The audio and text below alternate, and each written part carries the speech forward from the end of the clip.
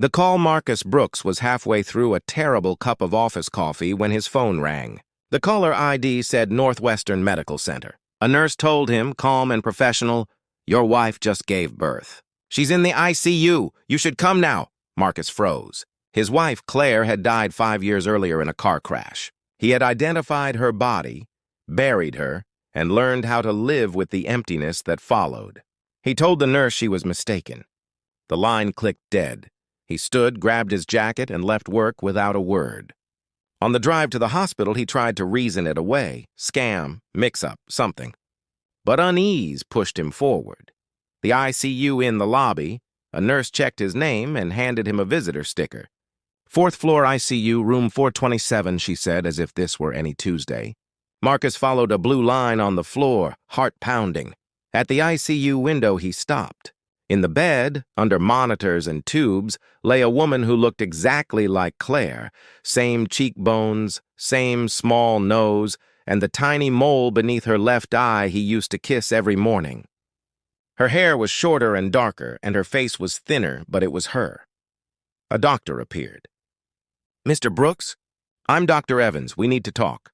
In a consultation room, the doctor explained, the patient was admitted under the name Anna Brooks, no ID, in active labor, unresponsive. An emergency C-section delivered a 6-pound, 4-ounce girl.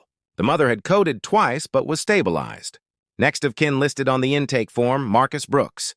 "We'll need your authorization for decisions," Dr. Evans said, sliding a clipboard across the table. Marcus signed. What else could he do? Walk away and let a woman who wore his wife's face slip out of his life again? He couldn't. Andrew back in the hall, a nurse was trying the other emergency contact number on the form. "Andrew Gray," she read before dialing. Marcus felt his stomach twist. Andrew had been his college roommate and best man, someone who vanished from Marcus's life right after the funeral. The phone rang, and then Andrew answered. The nurse said the name Anna Brooks and explained the situation. After a long pause, Andrew's voice shifted. "I'll be there right away." Marcus waited by the ICU door. When Andrew finally arrived, he looked polished and successful. Tailored suit, perfect hair, an expensive watch. They locked eyes. The noise of the unit faded for a beat. "Long time," Andrew said. "About 5 years," Marcus answered. "Since my wife's funeral." Andrew asked to speak somewhere private. Marcus agreed, but anger edged every word. The partial story in a third-floor conference room. Andrew offered a scattered explanation. Danger, debts, people you can't cross. He said Claire had to disappear. He said he'd helped because it was the only way to keep Marcus safe. It didn't fit. He hedged, checked his phone, kept details vague. Marcus left with more questions than answers and a sense that whatever truth existed sat under layers of lies. He returned to the ICU and stayed. Night settled, machines beeped, nurses moved in and out. He dozed in a hard plastic chair, waking at every change in the rhythm of the monitors. Andrew. Near dawn, the woman in the bed opened her eyes. Her gaze drifted, then focused. She tried to speak. The word came out as a whisper. "Andrew." The sound hit Marcus like a punch. He swallowed, pushed his chair back, nearly tipping it over. "Classic," he muttered before he could stop himself. "Die on me once. Come back and ask for the wrong man." Her eyes found him. Tears slid down her cheeks. "I can explain," she said, voice frayed and thin. "Please do," Marcus said, steadying himself at the bedside rail. "Because right now this looks like a very bad story told in the worst possible way." Why she ran between nurse checks and exhaustion.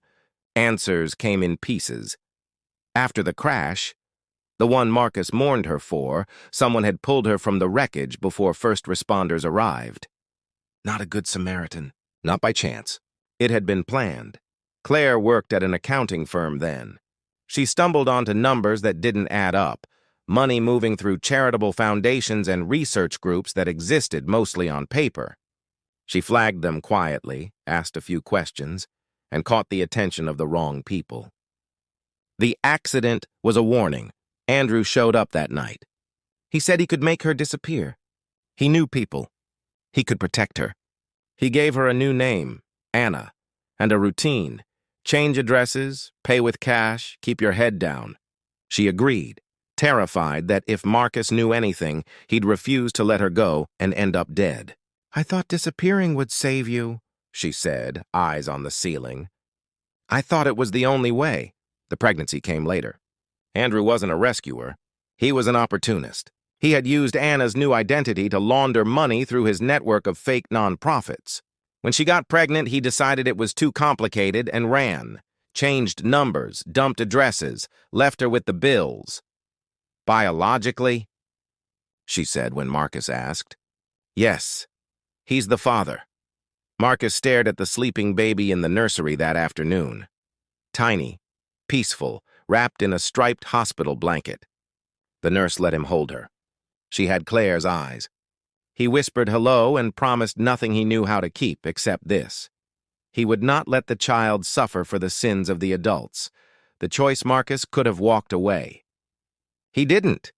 He had signatures on ICU forms and a stubborn sense of duty. He also had a long memory and a deeper anger than he'd admitted to himself.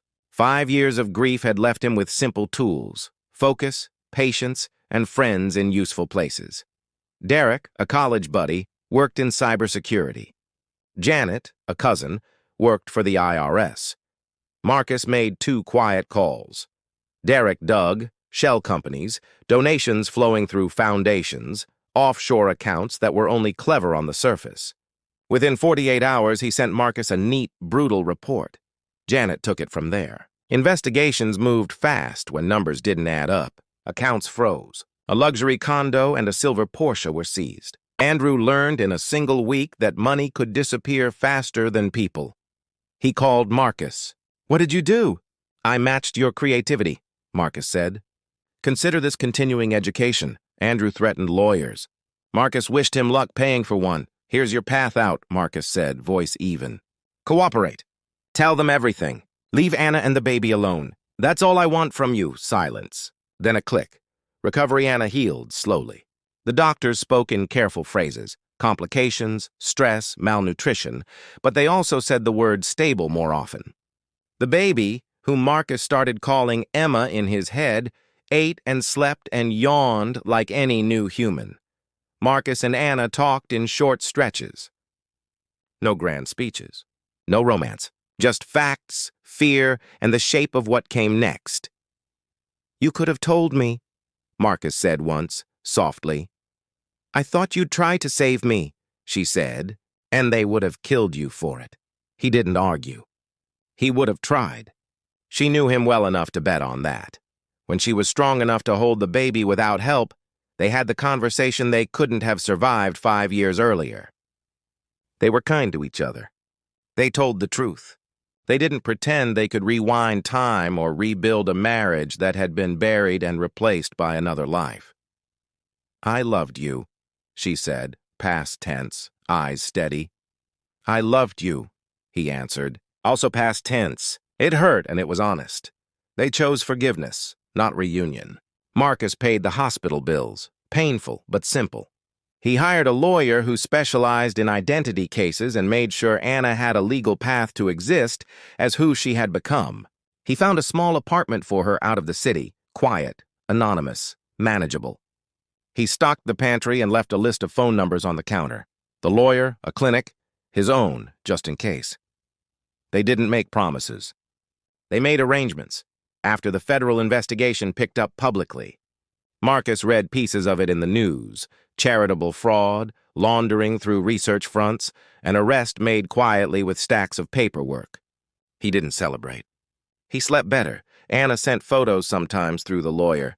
Emma in a dinosaur onesie, Emma discovering her feet. Emma in a smear of orange puree, delighted with the mess she'd made. Normal baby joy Marcus didn't visit. They'd agreed that distance was safer for everyone.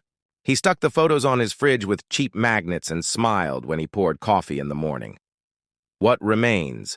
Sometimes, when an unknown number flashes on his phone, Marcus feels a ripple of the old fear. He answers anyway. Most calls are spam about car warranties or credit cards. None of them say a dead wife's name. He still thinks of Claire, the one he married, not the woman who had to become Anna to survive. Those memories are gentler now, like worn fabric. He remembers laughing in a kitchen, the ritual kiss under her left eye, small routines that used to seem ordinary and now feel sacred. He goes to work. The coffee is still bad. His co-workers complain about parking and meetings. He answers emails, eats lunch at his desk, and doesn't mind the quiet. Boring, he's learned, is a blessing. He did not get the life he wanted. Neither did she. But a baby sleeps safely in a quiet apartment, and the men who turned charity into a business model for theft are facing consequences. It isn't a fairy tale. It is an ending that holds. When Marcus leaves the office most evenings, the sky over the city is a dull gold. He walks to his car, unlocks it, and sits for a moment with his hands on the wheel, listening to the ordinary sounds of traffic. He starts the engine. He drives home, and that finally is enough. Thanks for watching. Please like and subscribe.